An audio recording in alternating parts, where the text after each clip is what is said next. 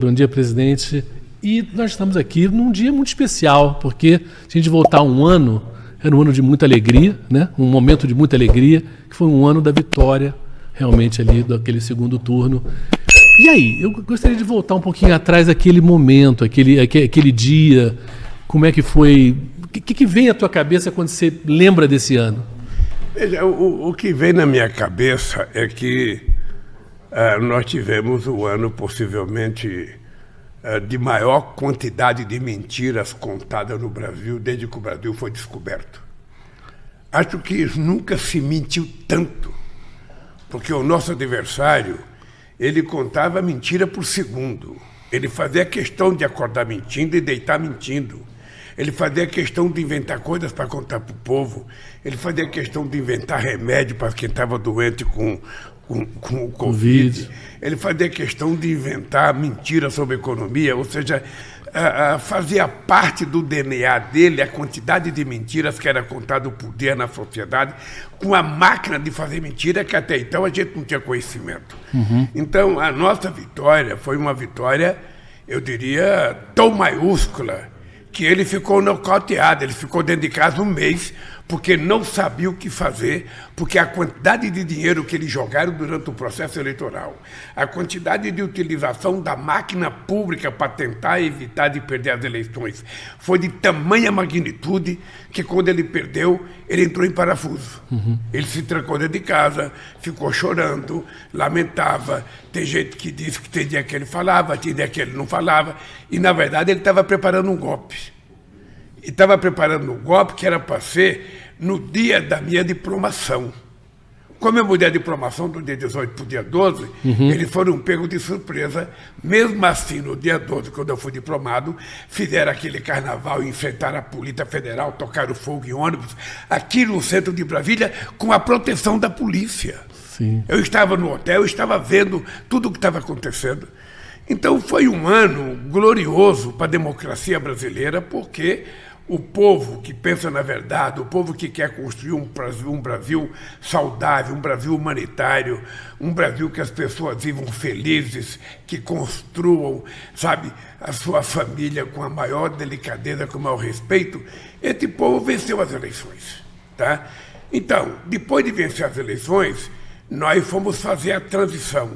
E na transição é que nós descobrimos todas as falcatruas que tinham acontecido nesse país. Sabe, o gasto de quase 300 bilhões de reais em políticas que se jogava dinheiro pela janela, se distribuiu dinheiro para motorista de táxi, para motorista que nem existia, de caminhão, que não tinha nem carta, que não tinha nem carteira de motorista, ou seja, então tudo isso, sabe, está sendo apurado, tudo isso está sendo investigado, sabe, tudo isso vai se transformar numa denúncia, e eu acho que o que é importante é que nós conseguimos fazer quase que um milagre. O que é esse milagre? Nós pegamos esse país semi-destruído do ponto de vista de políticas públicas e nós já recuperamos praticamente todas as políticas públicas de inclusão social que tinha dado certo no Brasil. Depois, nós fizemos o PAC, depois nós recuperamos a imagem do Brasil no exterior e agora, a partir de 2024, é viajar ao Brasil, é conversar com o povo, é fazer investimento na educação, é fazer investimento no ensino médio, é fazer investimento na saúde, é fazer investimento na geração de emprego, é fazer investimento na cultura. Ou seja, agora o Brasil, e eu particularmente, vou me dedicar a viajar ao Brasil. A conversar com prefeitos, a conversar com governadores, a conversar com sindicalistas, a conversar com a juventude, a conversar com estudantes, para que a gente possa colocar o Brasil definitivamente no centro da democracia em todos os países do mundo. Mas volta, eu queria que você contasse, porque eu acho que é uma curiosidade de todo mundo. Naquele dia, naquela noite, quando você ganhou, como é que foi a comemoração? Como é que foi a alegria? Porque tem esse lado também. Devia ser uma estrutura de um alívio, uma vitória realmente contra uma coisa muito forte, mas ao mesmo tempo devia estar sendo uma alegria enorme. Olha, a alegria foi grande, mas veja, é a primeira vez, se você pegar desde a proclamação da República até a eleição do Bolsonaro, você vai perceber que nunca antes na história do Brasil nenhum presidente utilizou a máquina pública como ele utilizou. Sim. Ninguém nunca. Porque não foi só a máquina pública, ele utilizou as Forças Armadas, ele utilizou as polícias estaduais, ele utilizou a polícia rodoviária, ele utilizou a polícia federal, ele utilizou todas as instituições, sabe? A BIM agora, né, com esse escândalo. Aquele não conseguiu utilizar para ele, agora nós estamos vendo, sabe, escuta telefônica de gente que não deveria ter escutado, que não tinha decisão judicial. O que é importante em tudo isso é que o Brasil também tem pessoas boas que resistiram a isso. Por isso, a Justiça Eleitoral, a Suprema Corte tiveram um papel excepcional no garante do processo democrático, porque até então eu nunca tinha visto ninguém ameaçar a Suprema Corte. Eu nunca tinha visto ninguém pegar um bando de coronel ou de general aposentado e colocar dúvidas sobre as eleições, sobre as urnas eletrônicas que são respeitadas no mundo inteiro. Ou seja, então, essas coisas que aconteceram criaram um clima, sabe, de muita expectativa no Brasil. E quando nós ganhamos, obviamente que eu fiquei muito alegre, porque foi uma eleição, sabe, com muito suor, com muito sangue, enfrentando a máquina pública como jamais nós tínhamos enfrentado. E agora o nosso papel é recuperar as instituições, estabelecer a normalidade da relação com o Congresso, com a Suprema Corte, com o Poder Judiciário como um todo, e cada um cumprir com a sua função. E é isso que nós estamos fazendo, é por isso que o ano de 2023 está sendo exitoso. Obviamente que quando você planta um pé de fruta, não vai dar fruta no mesmo ano que você planta, às vezes demora um pouco. Mas do que nós já plantamos, nós vamos começar a colher. Sabe? Agora muita coisa já está sendo colhida e vamos colher muito a partir de 2024. Só para ter ideia, esse ano, possivelmente, a gente chega no final do ano a 2 milhões de empregos com carteira profissional assinada, o que é importante. Esse ano, o PIB vai crescer 3 vezes mais do que o FMI previa no começo do ano. Esse ano, o que a gente vai perceber é que já melhorou a qualidade da saúde, já está melhorando a integração, nós já anunciamos, sabe, escola de tempo integral, já anunciamos bolsa para estudantes de classe média, já estudamos, já vamos criar uma universidade de matemática no Rio de Janeiro, vamos levar o ITA para o Ceará, ou seja, nós vamos voltar a fazer desse país ser um país efetivamente, sabe, do presente, não é um país do futuro, é um país que vai acontecer agora. E nós estamos trabalhando para isso, eu estou muito satisfeito. Sabe, eu tenho consciência de como é difícil fazer as coisas, como é difícil recuperar políticas públicas desmontadas. Sabe, quando você vai reconstruir, reformar uma casa, é muito mais difícil do que você começar a fazer uma casa nova. E nós colocamos a casa em ordem. Agora é trabalhar para a gente poder fazer o Brasil voltar a ser um país do sonho e da esperança de 200 milhões de brasileiros. Presidente, eu tenho uma curiosidade que são quase 40 ministérios. É muita gente, são muitos ministros, são muitas secretarias, são muitas políticas públicas, muitas mudanças. E o senhor, de certa maneira, tem que ter na cabeça um pouquinho de tudo, e, claro, de alguns assuntos mais do que outros, né? Como é que o senhor faz esse trabalho? Veja, primeiro você tem o acompanhamento daquilo que os ministérios fazem, ou seja, a cada mês, a cada 2 meses, a gente pede informações de cada ministério, do que eles fizeram. Eu já fiz 2 reuniões, vou fazer a 3ª reunião de ministério esse ano. No final do ano vou fazer uma reunião de avaliação do que aconteceu no país. Cada ministério vai prestar conta daquilo que foi feito, aquilo que funcionou, aquilo que não funcionou, aquilo que está dando certo, aquilo que não está dando certo, para que a gente possa, a partir de 2004, acertar tudo o que tem que acertar. A quantidade de ministério ela se faz necessária porque é importante que os segmentos da sociedade estejam representados no governo. Eu vou te dar um exemplo. O Brasil é um país que tem 12% de água doce do mundo. O Brasil é um país que tem 8 mil quilômetros de costa marítima. Ou seja, a minha pergunta é o seguinte, você ter a Secretaria da Pesca ligada ao Ministério da Agricultura, isso só se peixe nascesse em terra, mas peixe não nasce em terra, nasce em água. Então você cria um Ministério Especial de Pesca, para quê? Para que a gente possa fomentar a criação de peixe, inclusive em cativeiro, para que o Brasil se transforme num país competitivo, exportador. O Brasil hoje exporta menos que o Peru, exporta menos que o Chile. E o Brasil uma costa muito tem maior. muito mais água e tem muito mais mar. E o Brasil pode se profissionalizar. Quando você cria a Secretaria da Igualdade Racial, Olha, um problema muito sério que acontece no Brasil, preconceito racial. Então, você cria para você dar representatividade a um segmento da sociedade que é muito importante, que ele não estará representando num ministério muito grande. Um ministério muito grande tem um ministro, tem 50 subsecretarias, e o subsecretário pode menos do que o ministro, tem menos visibilidade. Claro. Sabe? Então, o que eu quero é dar visibilidade ao extrato social que compõe a sociedade brasileira. Daí o Ministério dos Direitos Humanos, daí o Ministério da Mulher. A questão da mulher é uma coisa muito grave, a questão de gênero é muito grave no Brasil, o preconceito contra a mulher, a violência contra a mulher, sabe? O salário da mulher que era mais baixo até outro dia, porque nós aprovamos a lei garantindo o salário igual para trabalho igual entre homens e mulheres. Sabe? O feminicídio tem aumentado, apesar das leis punitivas que nós fazemos. Então, criar o Ministério da Mulher é uma necessidade de fazer aquele segmento que é a maioria da sociedade brasileira a ter um espaço em que ela possa dizer, falar, sabe, reclamar, reivindicar, propor e executar política para as mulheres. Hoje, inclusive, tem uma lei, né, se o senhor vai sancionar, né, de uma bolsa, né, para filhos de vítimas de feminicídio, né, que é uma coisa que realmente é um troço muito sério. É preciso garantir que as pessoas que são vítimas da violência não tenham os seus filhos abandonados pelo Estado. Se o Estado não cuidou da pessoa, sabe, e permitiu que ela fosse vítima, o Estado precisa pelo menos assumir a responsabilidade de cuidar das crianças. Então a gente quer criar uma bolsa para garantir que essas crianças possam estudar e se formarem e amanhã poderem ter, sabe, o direito de viver cidadania plena nesse Brasil. Então, nós vamos sancionar a lei, é uma lei muito importante. Acho que o Congresso Nacional está de parabéns por ter aprovado isso. E, aos poucos, a gente vai conseguindo conquistar os espaços. Muita coisa para conquistar, tem muita coisa, Ochoa.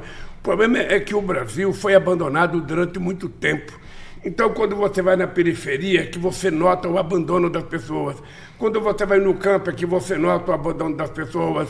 Ou seja, você percebe que tem uma parcela da sociedade que ninguém quer cuidar, que as pessoas não têm nenhuma importância.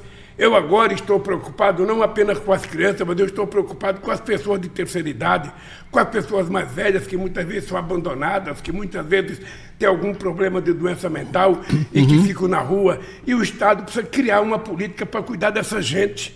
Se não for o Estado, ninguém vai cuidar.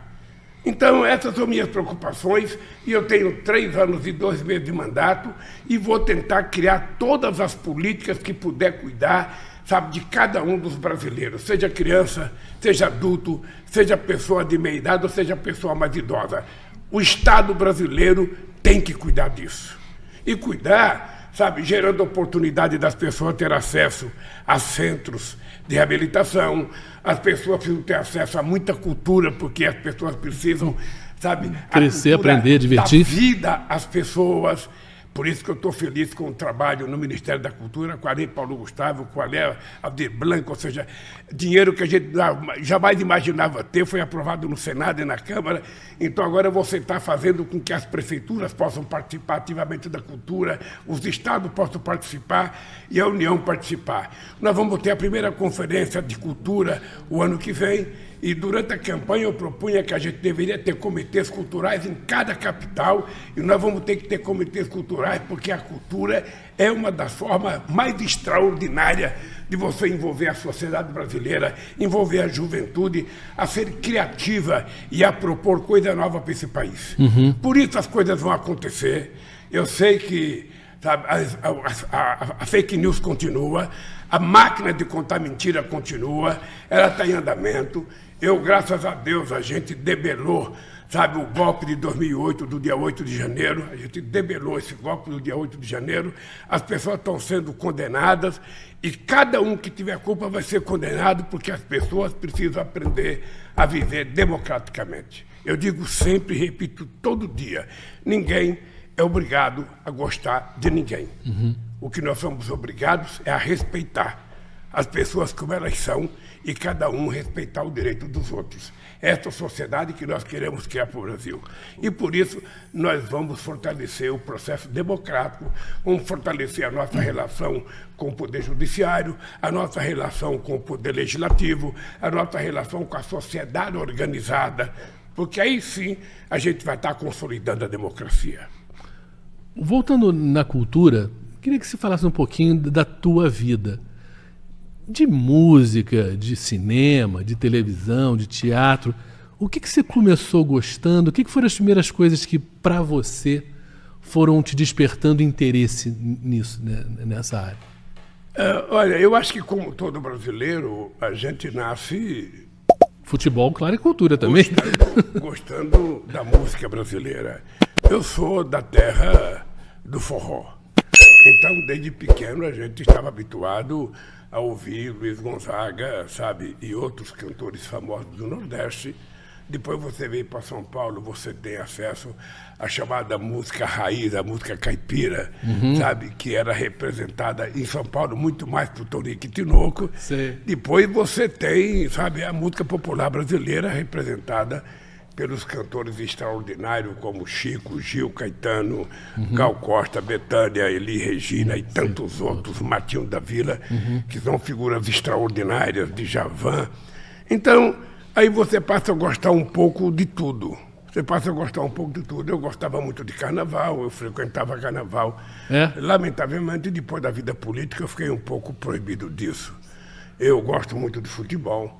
Ainda assisto futebol quando eu tenho tempo, gosto de futebol brasileiro, gosto do futebol estrangeiro, gosto de ver, sabe... O Messi ganhou ontem, né? Oitava bola de ouro. Não é possível. Não é possível que o Messi não sirva de exemplo a outros jogadores brasileiros. Quer dizer, um cara com 36 anos de idade, o cara foi campeão do mundo, ganhou o ano passado e ganhou esse ano outra vez jogando nos Estados Unidos da bola de ouro. Ou seja, o Messi deveria ser inspiração para essa molecada que aparece na televisão, que a gente pensa que vai ser craque, daqui a pouco desaparece. Daqui a pouco desaparece porque talvez a vaidade, talvez não tenha estrutura, sabe, psicológica para crescer. Sabe? Então aparece a meninada pintada de ouro, daqui a pouco desaparece. Aí aparece um menino de 17 anos, daqui a pouco ele está vendido. Ou seja, a gente não consegue mais criar. Há quantos anos que o Brasil não tem um ídolo de verdade? Há quantos anos? Sabe? Há quantos anos? Ou seja, eu fico pensando na seleção de 70, na seleção de 2002. A última seleção foi a de 2006, a última grande seleção que nós perdemos por acontece. Eu diria um acidente, vai. Uma coisa que a gente não deveria perder porque a seleção brasileira era muito boa. Mas já vai fazer 22 anos que a gente não ganha nada, cara. E do jeito que a gente está, do jeito que a gente vê jogar as outras seleções e a brasileira, se a gente não tomar consciência de que nós precisamos melhorar, sabe, nós precisamos ser mais sérios, nós precisamos ser mais responsáveis, a gente vai passar mais tempo sem ganhar, sabe, título. Nunca, né? Sem ganhar um título, porque o título conta muito. Em 24 anos, eu lembro que nós ficamos de 70, nós fomos ganhar só em 94, foram 24 anos. E com 82 aquela seleção maravilhosa, mas não ganhou. E tivemos seleção de extraordinária em 82 e 86, com Zico, Sócrates, Falcão, Cerezo, mas que não ganhou. É o que o Romário fala, eram bons, mas não ganharam. E a dele ganhou em 94. Então, é importante. Eu às vezes fico triste porque no Brasil a molecada é vendida com 15, 16, 17 anos e depois a gente compra o cara aposentado já. Você vende um jovem e traz de volta um aposentado com 36 anos, 37 anos, se bem que hoje o preparo físico permite que as pessoas vivam, joguem bola um pouco mais. Eu fico absurdo de ver o Cristiano Ronaldo na Arábia Saudita em 43 jogos marcar 40 gols, mais do que todo o time do Corinthians em 2 campeonatos. Eu fico triste de ver o Messi nos Estados Unidos em 43 jogos marcar 30 gols, aí ganhar outra vez a bola de ouro com 36 anos de idade. Isso é para mexer com a cabeça do nosso jovem. Ou seja, quem quiser ganhar a bola de ouro tem que ser profissional, tem que se dedicar. Sabe, quem quiser ser profissional não combina com farra, não combina com noitada. Sabe, ser profissional significa se dedicar, significa ser ídolo, significa se dedicar, significa ser exemplo. Se você não é exemplo, você não serve para muita coisa. Sabe? Então, eu acho que o Brasil vai precisar melhorar muito.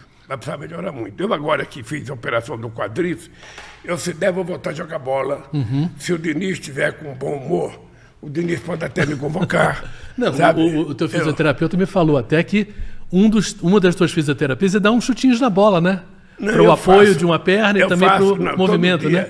Todo dia eu estou chutando 30 chutes com a perna direita, 30 chutes com a perna esquerda, sabe? E está acertando no gol? Estou chutando de 3 dedos, estou chutando, ou seja, eu estou me preparando. Se o Diniz estiver de bom humor, Diniz, e quiser, sabe, me fazer um treino, eu posso até ir junto com o Chico Buarque, que aos 81 anos também está jogando bola. Agora é bom falar de esporte também, que o Pan-Americano, o Brasil está indo muito bem, hein? Já está em segundo lugar, só perde para os Estados Unidos em medalha, e é fruto muito de Bolsa Atleta, de ajuda do governo federal. Eu fico muito esperançoso para a Olimpíada. Eu fico muito feliz de saber que grande parte dos atletas que estão participando das Olimpíadas e da Paralimpíadas são pessoas que estão recebendo o Bolsa Atleta. O Bolsa Atleta foi uma coisa que nós criamos para garantir que as pessoas pobres, sabe, que não tinha dinheiro para comprar um tênis, pudessem praticar esporte. Porque o que acontece? A iniciativa privada ela só faz publicidade o cara que dá retorno financeiro. Mas ninguém que está começando a carreira dá retorno financeiro. Nós temos exemplo de pessoas que corriam na rua sem tênis. Nós temos exemplo de pessoas que queriam fazer ciclismo sem bicicleta. Sabe? Então as pessoas precisam de ganhar um incentivo. De quem? Do Estado. A prefeitura pode dar incentivo, o governo do Estado pode dar incentivo, o governo federal pode dar incentivo. No caso, foi o governo federal que criou incentivo. E isso precisa ser seguido. Nós temos o Sistema S do Brasil que pode ajudar muito. As Forças Armadas têm contribuído muito na formação de profissionais. Ou seja, o que nós precisamos é aproveitar, sabe, o jeito esportivo do povo brasileiro, a vontade que ele tem e dar condições para essa gente, sabe, treinar. Eu, quando vejo a Rebeca com a medalha de ouro, eu fico feliz. Aquele sorriso dela é lindo, né? Eu sei, sabe, como é que ela começou. Sabe, eu sei que para ela ser uma medalhista de ouro, ali não teve moleza de sábado e domingo, ali não teve balada, ali não tem tempo para descansar, ali é treino, treino, treino e treino. Somente assim é que a pessoa vai conseguir uma medalha de ouro, seja na natação, seja no boxe, seja, sabe, no trapézio, em qualquer coisa que o cara quiser fazer nas Olimpíadas e no Pan-Americano, tem que treinar. Muito, senão não ganha nada. Sabe? E eu acho que essas pessoas merecem elogios, merecem respeito, porque são exemplo de pessoas que se dedicaram muito para chegar onde chegaram. Aqueles que não conseguiram medalha, certamente vão se preparar, vão continuar treinando para que na próxima eles possam ganhar. Agora, uma das coisas desse ano particular é a questão do ensino integral, né? O ensino integral também, essa coisa do esporte e estar na escola o tempo todo, vai ajudar, né? Porque, de certa maneira, cativa o jovem, cativa essa criança para estar na escola, para crescer junto, cabeça e o corpo, né? O nosso sonho é que o Brasil inteiro tenha um sistema de ensino integral, sabe, para todas as pessoas. Do ensino fundamental ao ensino médio, ou seja, porque não só você dá oportunidade das pessoas praticarem outras atividades nas escolas, além, sabe, do aprendizado normal, mas praticar esporte, sabe, participar de Olimpíadas, como você também tem uma coisa que é a questão da segurança das pessoas. A tranquilidade que você dá para a mãe e para o pai, eles sabendo que o seu filho está numa escola de tempo integral, sabe? Isso é uma coisa extraordinária, que vale para a educação, vale para o esporte, mas vale também família, né? Para a família, vale para a questão da segurança. Uma coisa importante que nós fizemos, nós vamos fazer a Faculdade de Matemática no Rio de Janeiro. Nós vamos pegar as crianças que participam das Olimpíadas e ganharem medalha de ouro, nós vamos criar um centro de excelência para que esses pequenos gênios brasileiros possam fazer uma faculdade de matemática e competir no mundo inteiro com quem quer que seja. Porque o nosso INPA, o Instituto de Matemática Aplicada, é uma coisa de extraordinária, sabe, competência no mundo inteiro. Então a gente vai tentar fortalecer esses novos alunos. Já tem 100 apartamentos comprados no Rio de Janeiro, a faculdade já está pronta e a gente vai então começar a fazer com que essas crianças possam, esses adolescentes possam ter, sabe, quase que uma escola de tempo integral, porque eles vão morar lá e vão estudar matemática. Essa é uma coisa que a gente vai começar com 100, no ano seguinte 200, no ano seguinte 300, no ano seguinte 400, para que a gente possa criar a faculdade de gênios nesse país da matemática. É que matemática é tecnologia, é a raiz de tecnologia. O mundo hoje é tecnologia. Eu lembro que eu estava domingo conversando com meu neto, que tem 13 anos, e eu estava perguntando se ele gosta de matemática. Ele falou que gosta, mas ele não é tão bom. Sim. Eu falei, então se você não é tão bom, você precisa ficar bom. Você precisa pegar um professor que gosta de matemática para te ensinar a desfiar o casulo da matemática. Sim. Porque a professora Sueli Duro, que um dia me disse que matemática, quando a pessoa aprende a matemática, passa a ser a melhor matéria da escola. Sim. Passa a ser a matéria preferida do aluno. E para muitos a matemática é difícil, Sim. porque ele não aprendeu ainda. Então é importante, sabe, que as pessoas aprendam a fundo, para que as pessoas possam participar, porque o Brasil está precisando muito de gente muito qualificada, o Brasil está precisando de muita gente formada na matemática, o Brasil está precisando de muita gente formada em engenharia, o Brasil está precisando de muita gente formada em pesquisa, sabe, para que o Brasil dê um salto de qualidade. Nós vamos abrir um ITA no Ceará. É quase que uma premiação para o Ceará, porque boa parte dos alunos que passam no vestibular para entrar no ITA, passam no Ceará. Então nós vamos levar o ITA para o Ceará. Eu não estou podendo fazer viagem de avião até o final de novembro. Depois eu vou ter que ir nos Emirados Árabes, que é a reunião do clima. Depois eu passo na Alemanha, numa reunião empresarial Brasil-Alemanha. E ainda em dezembro eu quero ver se eu for ao Ceará anunciar a construção do ITA e talvez inaugurar a universidade no Rio de Janeiro. E também eu quero ir a São Paulo anunciar a famosa faculdade da Zona Leste, que já era para estar pronta e nem começou, inaugurar a Universidade de Osasco e tentar anunciar 2 institutos federais na Zona Leste e na Zona Sul de São Paulo. Então eu pretendo, a partir do ano que vem, cuidar muito, mas com muito carinho da questão da educação. E quando se fala em educação, além do ensino fundamental, com o ensino de tempo integral, eu quero cuidar do ensino médio, para que o nosso jovem tenha uma profissão.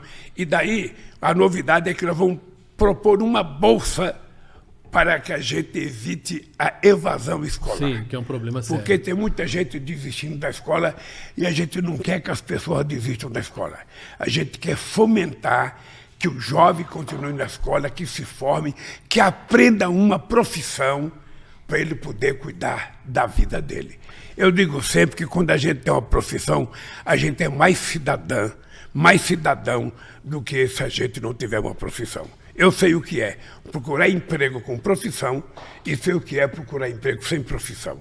Então, por isso é que nós queremos colocar o ensino médio profissionalizante para que a gente dê qualidade no aprendizado da nossa juventude.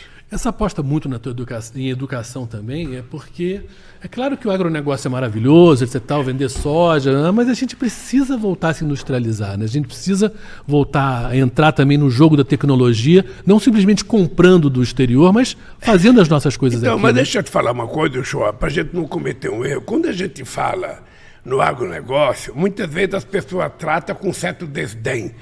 O Brasil quer exportar milho, o Brasil quer exportar soja, o Brasil quer exportar carne. O que é importante a gente saber, Uchoa, é a quantidade de tecnologia que tem num grão de soja hoje. Uma Embrapa da vida. A quantidade de tecnologia que tem no milho. A quantidade de investimento em genética que tem num frango, que tem num boi. Você demorava 48 anos para matar um boi e você mata com 15 meses. Sabe? O avanço genético é muito grande. Então a gente tem que Isso é ciência conta também, né? que no agronegócio tem muita tecnologia também, não é uma coisa rude, grotesca, como alguns tentam passar. Não. Obviamente que o Brasil tem espaço para o agronegócio e tem espaço para a indústria. O Brasil precisa voltar a ter investimento em indústria. O PIB industrial precisa voltar a crescer. Nós precisamos colocar, sabe, na nossa balança comercial produto com maior valor agregado. E aí nós temos que incentivar. Por isso é que nós estamos criando uma indústria na área da saúde. Sim. E por que na área da saúde? Porque o Brasil tem mercado. O SUS será um grande comprador dessa indústria da saúde na hora que ela começar a produzir máquinas, na hora que ela produzir qualquer aparelho para melhorar, sabe, a investigação de doenças e, ao mesmo tempo, de remédio. Sim. Nós temos um potencial extraordinário nisso e é por isso que nós fizemos o lançamento de um programa de investimento na indústria, na área da saúde. E o Alckmin tem cuidado disso com muito carinho, a Luciana tem cuidado no Ministério de Ciência e Tecnologia, e nós pretendemos fazer com que o Brasil volte a ser um país industrializado. Se a gente conseguir combinar uma boa política industrial com a manutenção de uma boa política agrícola, é tudo que o Brasil precisa, gente. O Brasil hoje exporta algodão para o Egito. O Brasil, só para você ter ideia, nesses primeiros 9 meses de governo, o Brasil abriu 40 novos mercados. 40 novos mercados. Só para ter ideia do que aconteceu com o Brasil. E ainda tem muita coisa para acontecer. Muita coisa. Sabe, tinha gente que não comprava carne do Brasil, agora está comprando. Muita gente no mundo. O Fávaro está lá da Indonésia agora, né? O que nós queremos é mostrar para o mundo o potencial. O Brasil, sinceramente, o Brasil poderá ser o maior produtor de soja, o maior produtor de milho, o maior produtor de algodão, o maior produtor de café, o maior produtor de soja, o maior produtor de tudo que ele quiser. O Brasil pode porque tem terra, porque tem soja, porque tem água. E, sobretudo, tem tecnologia. Então, veja, não existe essa briga, sabe, de governo contra fulano ou contra beltrano. O que nós queremos é que esse país cresça, que esse país invista. Os maquinários que nós produzimos para a agricultura são altamente sofisticados, competitivos com qualquer país do mundo. Então, nós precisamos, sabe, um país que foi capaz de criar uma Embraer. Esse país pode ter uma política industrial muito importante. É nisso que nós vamos investir. Então, eu só queria dizer para o povo que está nos vendo o seguinte, ó, é só o começo. É só o começo. Ou seja, nós estamos calçando o sapato, porque o primeiro ano é só isso. O primeiro ano é arrumação de casa. Não sei se vocês já mudaram de casa, já mudaram de cidade. O primeiro ano é arrumação. É saber onde vai colocar o espelho, saber onde vai colocar a penteadeira, saber onde vai colocar o fogão, a geladeira. Aí, quando a casa estiver pronta, você começa, então, a utilizar. Nós acabamos de remontar o Brasil. E agora é para o Brasil começar a funcionar. Por isso, o ano que vem, se preparem, porque eu vou viajar para cada estado. Eu quero inaugurar muitas escolas, muitas universidades, muitos institutos federais. Eu quero participar de muitas atividades culturais nesse país. Quero visitar comitê de cultura em cada estado desse país, porque somente assim é que esse país vai dar um salto de qualidade. Esse país vai voltar a sorrir.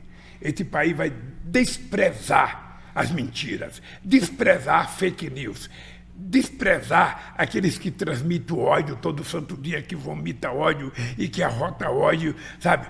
Quando nós estamos precisando de gente com coração leve, gente que sorri, gente que fala, sabe, de amor, de paixão, de fraternidade, de solidariedade, gente que cuida de criança, gente que cuida das pessoas mais velhas, gente que trata com carinho seus familiares.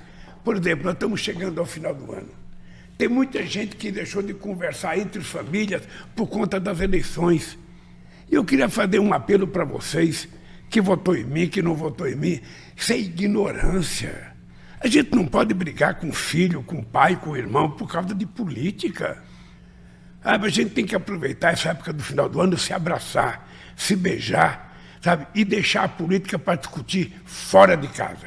Dentro de casa a gente discute família. a gente discuta a solução dos nossos problemas, a gente discute solidariedade, visitar aquele parente que está doente, visitar aquele parente que está desempregado, tentar ajudá-lo a melhorar da vida, sabe?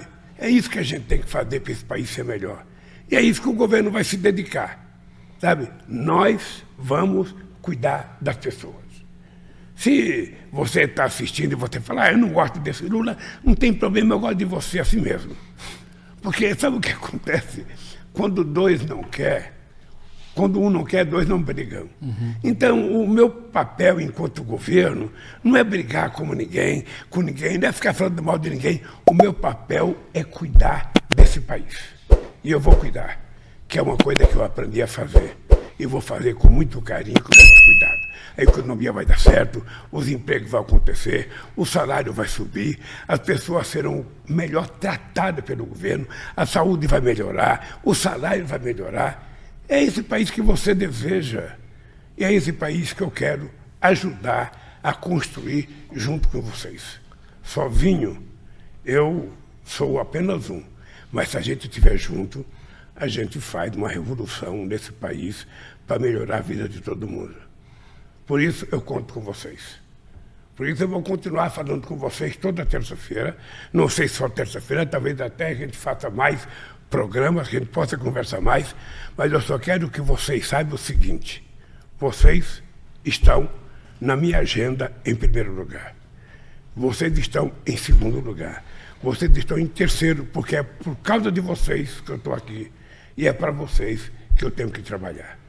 Sabe, eu quero dizer para o povo que sofreu as enchentes que nós vamos cuidar dessas pessoas, independentemente do estado e do governador. Quero dizer para as pessoas que estão sofrendo a seca no norte do país, no Pará, no Amazonas, no Amapá, no Acre, sabe, que nós vamos cuidar de vocês. Sabe, nós estamos pedindo a Deus que chova logo na Colômbia, que chova logo no Peru, para a água descer e vir logo encher o nosso rio Tocantins, o nosso rio Madeira, o nosso rio Amazonas, o nosso rio Solimões, e que a gente possa voltar à normalidade. Enquanto isso não vem, estejam certos que nós estaremos junto com vocês de dia, de tarde e à noite. Um beijo no coração, gente, e até o próximo programa, se Deus quiser. Obrigado a vocês que acompanharam aí essa conversa com o presidente. Um final aí muito bom e desse planejamento, desse fim de ano de muito mais paz, né? Obrigado, presidente.